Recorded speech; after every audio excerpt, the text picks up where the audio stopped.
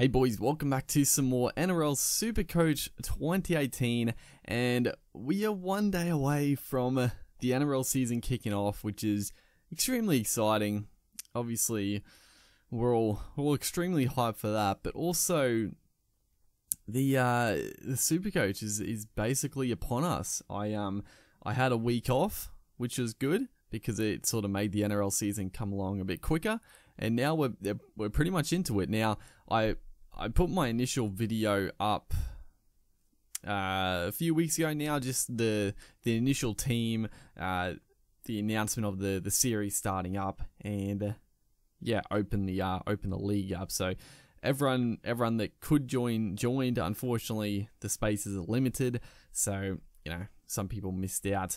But the team has changed like a lot. Now I'm not going to go through like all the changes. I can't really remember my old team, but yeah, there's a lot of changes in this side, and I'm honestly I just mucked around for like a good bit just before, just trying to get the final touches happening.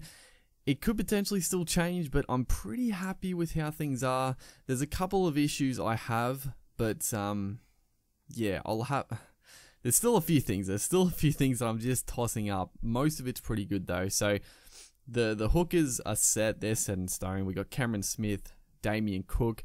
I'm not decided who I'm going to put as captain. That's obviously it can be a massive point of difference in SUPERCOACH. So I'm still tossing that up. But Smith is probably pretty good money to put there. And then Damien Cook as my reserve hooker. I mean, you have to go with him. Farah is not named in the 17. Cook has been extremely impressive in the trials, and he's just a very good dummy half. Like, I personally think I think he probably should be like New South Wales hooker this year if he plays well. Whether or not they change Nathan Peets, I don't know. But Damien Cook is he's extremely good. 378k. He's basically a must. In the front row, I've recently made a few changes here because I had Burgess from pretty much the start. I usually always have Burgess. He's just, he's going to be good for 60, 70. Hopefully he can improve from last year a bit. But now I've got Matt Lodge starting. So Matt Lodge was actually on my bench, and I don't think he was even, I was tossing up who to have as a reserve, but he wasn't starting, Matt Lodge. Now I've got him starting so I could downgrade from, I had Jesse Bromwich here, so that freed up a couple of 100k, and I'll get into who I upgraded in a second here. But Matt Lodge, he's obviously starting for the Broncos, and the Broncos don't have like heaps of big front rowers, and I feel like Lodge, he should get like a fair bit of game time. But he's also just he's a worker. Like he's a high working forward, and he's got a lot of skill. Like he's got an offload in him. He's got a pass. So I think whether or not I stick him, he's definitely in the 17. But yeah, it's a toss up. And then on the bench here, we got Mark Nichols and Leggy Sow. Now Sow, both these guys are actually starting, so they could potentially earn a lot of money. Nichols for the Rabbitohs starting prop. You would say he's got that position pretty well set, because I don't think there's too many guys to like come back for the Rabbitohs. Like obviously things can change, but he's looked pretty good. And Leggy Sow, he's starting at lock for, obviously Mannering is out for a few weeks now. Whether or not he's probably not going to play too many games starting at lock, but who knows, dude? He could make some good cash as well. In the back row, I think we have a pretty strong back row. Not full of guns, honestly. Yeah, obviously our biggest gun here is Jake Jaboyevich. Pretty much had to get him. Very good last year. Probably is going to be, you would assume just as good, if not better, this year. Takiaho, 423, pretty cheap. He's going to be goal kicking. He's starting prop. I'm actually surprised he's not starting, in the back, like starting lock. But they've gone with Takiaho instead of Hargraves up front. So again, it's a little bit of a risk because they could easily just switch and put Hargraves to start in the middle, but I still feel like Takeaho, if he's playing, he's going to be starting, whether or not it's prop or in, at lock. So, yeah, Takeaho kicking goals, very good pickup. And then Tohu Harris, there were a lot of players around this price. I mean, you had like Trent Merrin. Maguire was pretty close. Who did I have previously? I mean, obviously you got some more expensive players, but there's a lot of players around that 450 to 550 mark. But I think Tohu Harris is probably the best value here. Obviously, there's the risk of him going to the Warriors, and generally people go to the Warriors and don't play anywhere near as good as they used to play. Harris obviously made his name at the Storm and was, one of the best Supercoach players. But last year he had a bit of a rough time with injuries. But he's going to be playing outside Johnson. He'll be playing 80 minutes. I think he should go good. I can't imagine him going like terrible in Supercoach. He could have a terrible season for form, but I think Supercoach he'll still be pretty decent. And then Bryce Cartwright, he's my second reserve. Isaiah Papali, he's a guy I'm not too sure of as well. Very similar to Leggy Sao. Papali is starting in the back row because obviously Mannering is not there. So these two guys are, I don't know who's going to drop off when Mannering comes back, and Papali is obviously a little bit more expensive. So yeah, it's not a big risk because they're obviously not like starting or a reserve, but it's a bit of a toss up. I don't know if I should go with someone else or it's a bit tricky, but it's not a huge risk either way, honestly. And then we have Viliami Kikau, who again is pretty much a must. 190, he's a cheapie. He's going to be starting, and he's a monster, honestly. Like, if he plays good minutes, he should make a lot of cash, hopefully. And, pretty much had to get him. So, yes. And then we move on to the halves. So, halfback, Jonathan Thurston.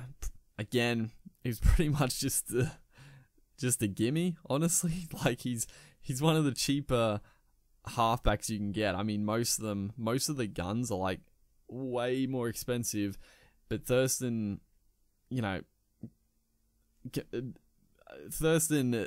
except for last year, pretty much the best half in Supercoach history. So, he could have a shocker. I mean, he could get injured, but you just had to get him. You could go with someone else for sure, but Thurston had to get him. Lachlan Croker, again, pretty much a certainty. He's going to be starting. He's a dead set cheapie, and he's going to make money. 5'8". This was pretty interesting. So this is where I actually upgraded, and this I could change this. It's a toss up. But so I've got Mitchell Moses, and I'm pretty much locked in with Mitchell Moses because he's going to be goal kicking, and he's pretty cheap, like 450k. He had a good end to last year. I think the Eels are probably going to go pretty well this year. And yeah, he's going to be goal kicking. So I think Mitchell Moses, like I'm sticking with Moses. It was sort of my gut feel to have Moses, and I'm sticking with it. If he goes terrible, switch him out. But I just have a feeling Moses is going to go pretty well in Supercoach this year. And we have Cody Walker as our third reserve. And this is the guy I actually upgraded. So I had Connor Watson here, who is 280k. I got rid of Bromwich for Lodge, and I upgraded Watson to Walker. Now, it was annoying because like Watson obviously is starting for the Knights, and he's a good player. Like he's got that potential to get line breaks, tackle breaks, and just score well, but he's at that 280,000, so he's not really a cheapie. And the Knights, I don't think the Knights are going to go that good this year. And also the other issue was Brock Lamb is on the bench, so who knows how they're going to run the team? I have no idea. Cody Walker is more of a lot more expensive, obviously, but just a much better value player. Now,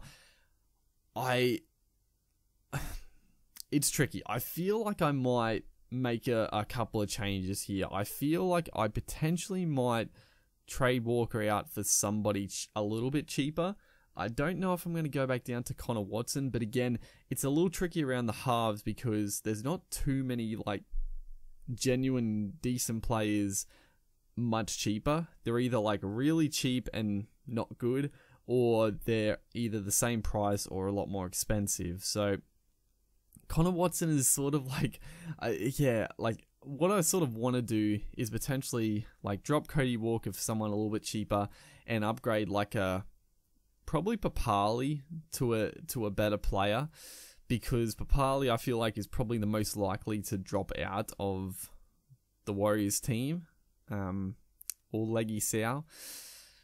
But it's tricky. I don't know. I'll have to think about it tomorrow morning. I'm not sure. I'm not sure at all. I'm doing this video Wednesday night, so tomorrow morning will be Thursday, which I'll upload this video. But I'll have to think about it. It might change. It might not. I don't know. It's tough. It's tough. The first team you pick is tricky because you don't want to screw it up, but you can't get it perfect. You don't know what's going to happen, so you sort of got to go with your gut feel. And then the wing centers. This really screwed me up here. I was pretty annoyed about one thing in particular. So I'm pretty happy with it. We got Jared Croker, we got Latrell Mitchell, Sione Katoa, Peter Hiku. But the one I'm annoyed about is goddamn Tane Milne not starting for the Tigers. What on earth is Ivan Cleary thinking? He's dropped Nofaluma and he's not starting Tane Milne. I'm actually gobsmacked. I have no clue why on earth. Apparently the Nofaluma thing is an attitude issue because, I mean, Nofaluma is like one of their best players. Like, I wasn't going to pick Nofaluma, but I really like Nofaluma. But apparently, attitude issue. I don't know if Tane Milne was the same, but like Tane Milne is a gun. He's a beast. So I was annoyed that because Tane Milne is like 190k, and I would have started him for, I don't know, I might have even like got rid of like Mitchell for Tane Milne, freed up a lot of cash. Because the thing is, like with your wings and centers, I feel like I've gone into this trap a little bit where I don't want to, like, last year really sort of opened my eyes to it. Was, you know, you had guys like Nick Kotrick, Brian Kelly, those guys who I never played, but they averaged so good. Like Nick Kotrick, he averaged like, what did he average? Like 50, 60 a game? Like unreal, but I never played him. He made me money and I eventually upgraded him, but him and Brian Kelly like made so many points, but I never got to benefit the points. And you look at other guys who were really expensive and they make around the same points. So this year I've gone with someone like a Sione Katoa to start, and that frees up a bunch of cash. Like in previous years, I would have had like Katoa on the bench and put like a more expensive player here who you would assume is going to score decently. But this year I'm like, you know, Katoa, he's highly regarded. He's sort of not like similar to Kotrick, the way they play, but similar in the sense that he's going to, you know, you would expect him to do a lot of work and get some nice tackle breaks, and because he's a good young strong kid on the wing, and hopefully score some tries. So I've got him there. Peter Hiku, again, pretty cheap. And he's playing center as well, starting center outside Johnson and Harris. So he should go pretty well. And then Croker, goal kicking. You know, expensive, but I think should do well as well. And then Latrell Mitchell. Yeah, I've got Mitchell there. Potentially he could be an absolute gun. Potentially he could be a flop, but we'll see. And then we have Jermaine Asako, Due, and Zach Lomax. Now this is where I probably need, and this is where I'm sort of like, I may change Cody Walker to someone cheaper so I can maybe upgrade like Papali and then also upgrade like one of these two, because the problem, obviously Azarko is starting, but these two guys, I think Due, so he's on the bench, but Zach Lomax isn't playing. Now Zach Lomax is a good young player as well. Like he looks very impressive, but he's not playing, and who knows when he will play or if he will play this year. And you can't really afford to have, like, you don't want to have two players that aren't going to make any money and aren't really going to do anything for you. Azarko, we're going to keep, but I feel like I need to trade one of these two out. But the problem is, probably the next prize is like Philip Semi and Richard Kennar, who are like 230k. So I need a bit of money to actually get up to that point. So that's where, again, I might have to switch Cody Walker for someone a little bit cheaper. And then the fullbacks, we got James Tedesco, Tom Trbojevic. So spending a lot of money on the fullbacks. So they better not freaking let me down, dude. So yeah, that's the team. I think it's a good team. I'm much happier with this team than I was last year with my first team. I feel like I'm back in the groove of Supercoach, and I know it a little bit better this year. And yeah, I don't know who I'm going to put as captain. There's some good choices. Obviously, I feel like Smith, obvious choice. I think Jake Trbojevic could be a good choice. Thurston could be a good choice. I don't think I'm going to risk Thurston though. And then we got Tedesco or Trbojevic. Both of these guys could score big. I feel like I'm going to put it on Tedesco because, I mean, come on. I feel like he's going to have a big game. He's playing against the Tigers. So I feel like Tedesco, you know what? Tedesco's my captain. They're playing against the Tigers. The Roosters have an amazing team. There should be a lot of points. So yeah, that's the team. Hopefully you guys are enjoying. Well, I'm going to enjoy the series. You know, I'll see what happens. There might be a couple of little changes. The main side here is pretty well set. I'm happy with it. Just a couple of small things. But yeah, other than that, hopefully you guys enjoyed, and I will see you in the next one.